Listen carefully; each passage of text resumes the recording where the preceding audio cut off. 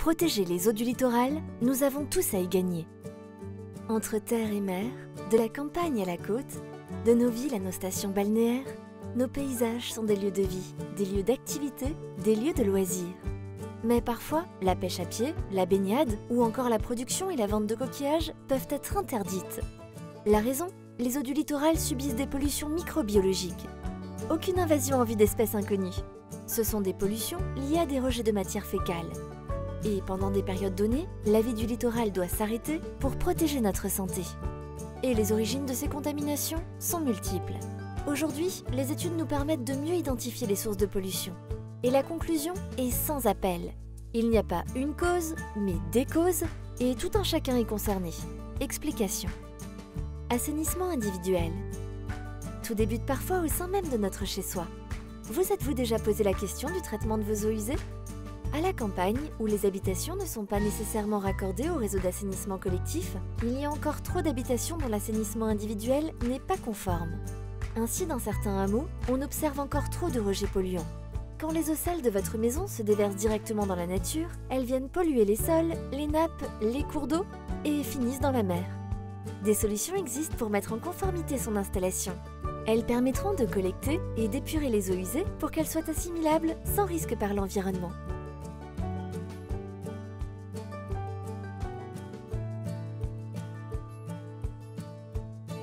Raccordement à l'assainissement collectif. En matière d'assainissement collectif, les eaux usées sont traitées en stations d'épuration. Des investissements sont faits par les collectivités pour améliorer la collecte et garantir le bon traitement des eaux usées de toutes les habitations raccordées au réseau. Il arrive aussi que les raccordements de notre maison au réseau de collecte aient été inversés. Les eaux usées sont raccordées aux eaux pluviales. Et oui, c'est courant, et hélas, bien plus souvent qu'on ne le pense.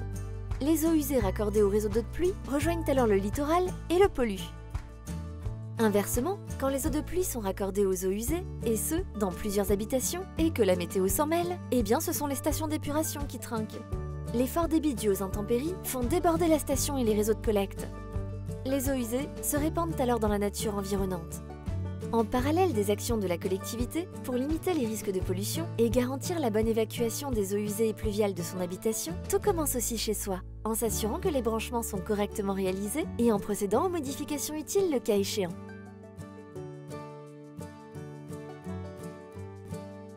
Agriculteur.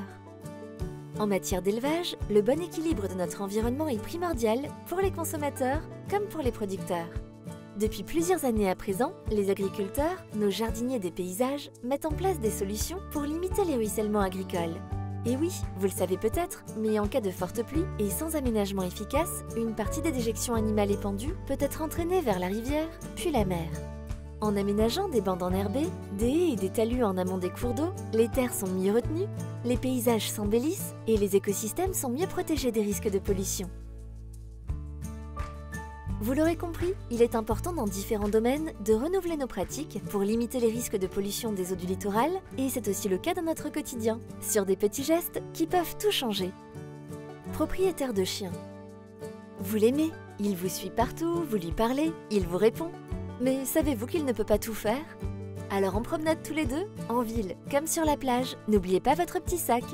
Quand les déjections canines ne sont pas ramassées, elles rejoignent les eaux de pluie transportées par les caniveaux et finissent toujours dans la mer et la polluent. Le bon geste, ramassez et jetez le sac à la poubelle, car Réglisse ne le fera pas à votre place. Pratiquant de caravaning. Envie de grands espaces, d'horizons lointains, et hop, en route dans le camping-car. On y est bien, mais en mode bivouac, attention, la nature vous a à l'œil. Rejetez ces eaux usées dans les fossés et c'est tout un écosystème qui est menacé. Ayez le bon réflexe, rendez-vous dans les aires aménagées et déversez les eaux noires et les eaux grises dans les conteneurs prévus à cet effet. Et n'oublions pas, les grilles de caniveau, c'est pour les eaux de pluie et rien que pour elles.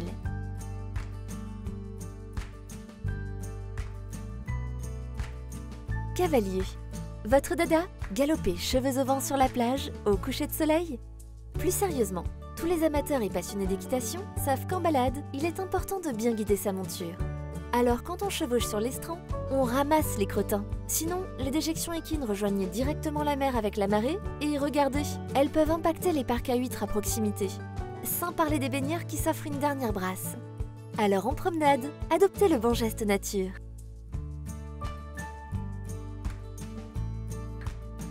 Plaisancier. Au mouillage, sur la côte, on profite de la beauté du littoral. Un plaisir qui n'a pas de prix. Sauf quand certains plaisanciers déversent leurs eaux noires directement à la mer. Le producteur de coquillages, lui, est en danger parce que son activité encourt un risque de pollution imminent.